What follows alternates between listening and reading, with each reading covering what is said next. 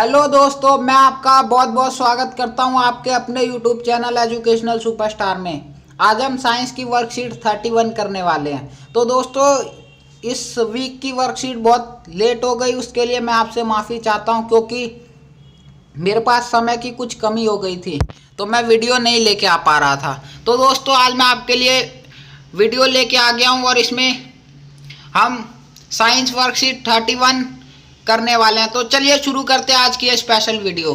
तो दोस्तों, ये वर्कशीट सबसे लंबी है क्योंकि इसमें ओनली क्वेश्चन आंसर ही थे। तो चलिए शुरू करते हैं क्वेश्चन नंबर 1, जो कि एमसीक्यू है। क्वेश्चन है, प्रकाश संश्लेषण जिस कोशिकांग में होता है वह कौन सा है? तो दोस्तों, ऑप्शन है माइटोकॉन्ड्रिया, कोशिका द्रव, क्लोरोप्लास्ट और गाल्डी बॉडी। तो दोस्तों, इसका आंसर सी सही हो जाएगा, जिसका नाम है क्लोरोप्लास्ट। उसके बाद क्वेश्चन नंबर 2 की तरफ बढ़ते हैं। पाचन प्रक्रिया में ट्रिप्सिन एंजाइम की भूमिका क्या है? तो दोस्तों, इसका आंसर है ट्रिप्सिन एंजाइम प्रोटीन का पाचन करने में सहायक है। ट्रिप्सिन एंजाइम प्रोटीन को पाचित करके उसे अमीनो अम्ल में परिवर्तित कर देता है। इसके बाद क्वेश्चन नंबर 3 की तरफ बढ़ते हैं। श्वसन क्रिया में एटीपी किस प्रकार बनता है? तो दोस्तों, इसका आंसर है श्वसन क्रिया में ग्लूकोज के विखंडन से ऊर्जा उत्पन्न होती है, जिससे ओटीपी का निर्माण होता है। उसके बाद क्वेश्चन नंबर 4 एमसीक्यू है। इसमें अवायवीय श्वसन होता है।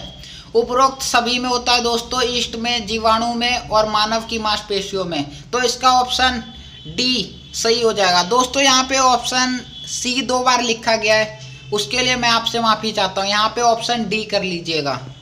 तो इसका ऑप्शन डी सही हो जाएगा, उपरोक्त सभी में। इसके बाद क्वेश्चन नंबर 5 है, उत्सर्जी तंत्र की कार्यात्मक इकाई क्या है? तो दोस्तों, इसका आंसर है सी नेफ्रॉन। क्वेश्चन नंबर 6 की तरफ बढ़ते हैं। रक्त कणिकाओं जो चोट के स्थान पर रुधिर को रोकने में सहायक होता है। तो दोस्तों, वो अवयव है प्लेटलेट्स।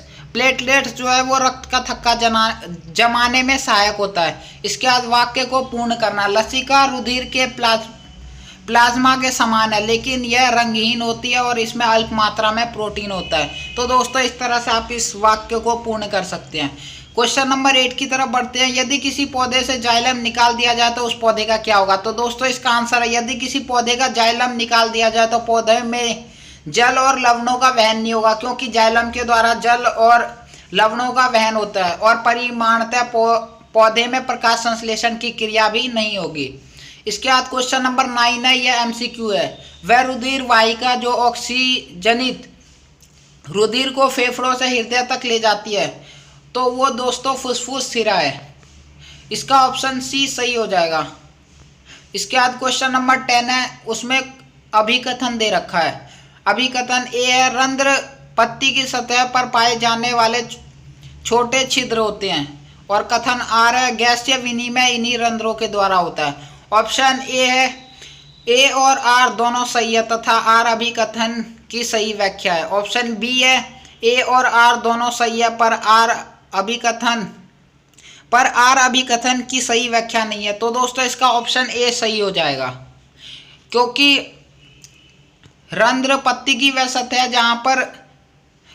जहाँ पर पाए जाने वाले छोटे छोटे छिद्र होते हैं और जहाँ पे गैसीय विनिमय जो है वो इन्हीं रंध्रों के द्वारा होता है। इसके बाद अगले क्वेश्चन की तरफ बढ़ते हैं। क्वेश्चन नंबर 1 है लघु उत्तरीय प्रश्न का।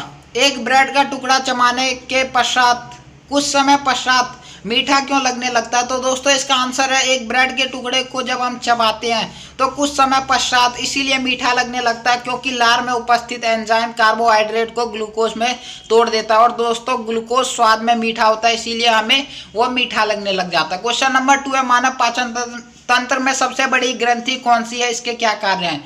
तो दोस्तों, इसका आंसर है, मानव पाचन तंत्र में सबसे बड़ी ग्रंथि जो है वो यकृत है और इसका कार्य यह पित्तरस स्रावित करता है। पित्तरस वसा के पाचन में सहायक होता है और पित्तरस ही शूद्रांत को क्षारीय माध्यम प्रदान करता है। क्वेश्चन नंबर 3 है, प्रकाश संश्लेषण क्रियाओं में होने वाली 3 घटनाओं की सूची बनाइए। तो दोस्तों, प्रकाश संश्लेषण में होने वाली तीनों घटनाएं नीचे दे रखी है। क्लोरोफिल और सूर्य ऊर्जा को अवशोषित करके रासायनिक अभिक्रिया में बदल देता है। उसके बाद जल के अणु का विघटन होकर के हाइड्रोजन व ऑक्सीजन बनाता है। उसके बाद कार्बन डाइऑक्साइड का कार्बोहाइड्रेट जैसे ग्लूकोज में अपचयन हो जाता है। इसके बाद क्वेश्चन नंबर 4 है दीर्घ रोम के कार्य लिखिए। तो दोस्तों दीर्घ रोम के जो कार्य, दीर्घ रोम पाचित भोजन के अवशोषण के लिए सतही क्षेत्रफल बढ़ाने का कार्य करता है। यानी ये जो दीर्घ रोम है ये पाचित भोजन, पचे हुए भोजन के अवशोषण के लिए सतही क्षेत्रफल जितना भी उसको नियंत्रित क्षेत्रफल की आवश्यकता है उसको बढ़ाने या घटाने का काम करता है। इसके बाद क्वेश्चन नंबर 5 है मेरुद्दी पौधे में रंध्र दिन में बंद रहते हैं। व्याख्या कीजिए ये पौधे कब और किस प्रकार से CO2 ग्रहण करते हैं। तो दोस्तों क्वेश्चन नंबर 5 का आंसर है मरुस्थलीय पौधे रात में रंध्रों की सहायता से कार्बन डाइऑक्साइड ग्रहण करते हैं और इसे मौलिक अम्ल के रूप में भंडारित कर लेते हैं। जब इन पौधों को दिन में प्रकाश संश्लेषण करना होता है तो इन्हें मौलिक अम्ल से कार्बन डाइऑक्साइड मिल जाता है। क्वेश्चन नंबर 6 की तरफ बढ़ते हैं। दिए गए निर्देशों के अनुसार इस फ्लो चार्ट को पूरा कीजिए। तो दोस्तों अमाशय भित्ति में उपस्थित जठर ग्रंथियां, तो ए में आएगा पेप्सिन। पेप्सिन का जो कार्य है वो प्रोटीन का पाचन करना है। हाइड्रोक्लोरिक अम्ल का कार्य पेप्सिन की क्रिया के लिए उसे अम्लीय माध्यम प्रदान करना।